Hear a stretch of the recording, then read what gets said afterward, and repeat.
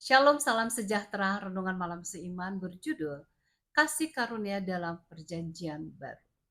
Firman itu telah menjadi manusia dan diam di antara kita dan kita telah melihat kemuliaannya, yaitu kemuliaan yang diberikan kepadanya sebagai anak tunggal Bapa, penuh kasih karunia dan kebenaran. Yohanes 1 ayat 14. Kita mendapatkan banyak sekali ayat dalam Alkitab Perjanjian Baru yang menunjukkan kasih karunia Allah. Ayat ini menunjukkan Tuhan Yesus yang mempunyai kasih karunia dan kebenaran. Kita menyadari bahwa kasih karunia yang ditunjukkan di Golgota diberikan dalam usaha untuk memberikan kemenangan bagi manusia. Bahkan oleh sebab kasih karunia-Nya, maka Dia telah memberikan Roh Kudus-Nya agar kita dapat menerima Dia, mempertobatkan kita dan memberikan kekuatan untuk bersaksi baginya. Begitu banyaknya ayat yang menyebut kasih karunia Allah yang menunjukkan akan kasih karunia yang agung tersebut. Beberapa di antaranya, karena begitu besar kasih Allah akan dunia ini, sehingga Ia telah mengaruniakan anaknya yang tunggal, supaya setiap orang yang percaya kepadanya tidak binasa, melainkan beroleh hidup yang kekal. Yohanes 3 ayat 16.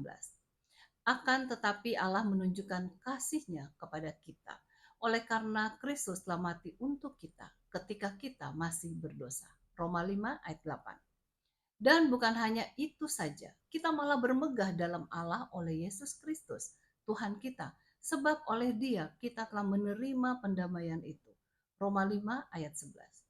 Setiap pemberian yang baik dan setiap anugerah yang sempurna datangnya dari atas, diturunkan dari Bapa segala terang. Padanya tidak ada perubahan atau bayangan karena pertukaran. Yakobus 1 ayat 17. Dan barang siapa yang haus, hendaklah ia datang, dan barang siapa yang mau, hendaklah ia mengambil air kehidupan dengan cuma-cuma. Wahyu 22 ayat 17.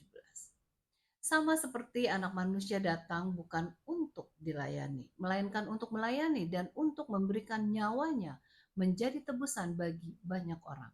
Matius 20 ayat 28.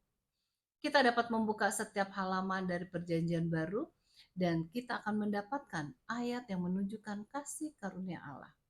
Walaupun mungkin kata kasih karunia tidak disebutkan, namun kita dapat melihat inti pernyataan akan kasih karunia Allah. Kalau begitu besar kasih karunia Allah, sudah selayaknya kita menyambut kasih karunia itu dalam hidup kita. Dengan menyambut kasih karunia Allah, maka kita akan tetap bertumbuh dalam sukacita oleh karena keselamatan yang kita peroleh di dalam Tuhan. Kiranya Tuhan memberkati.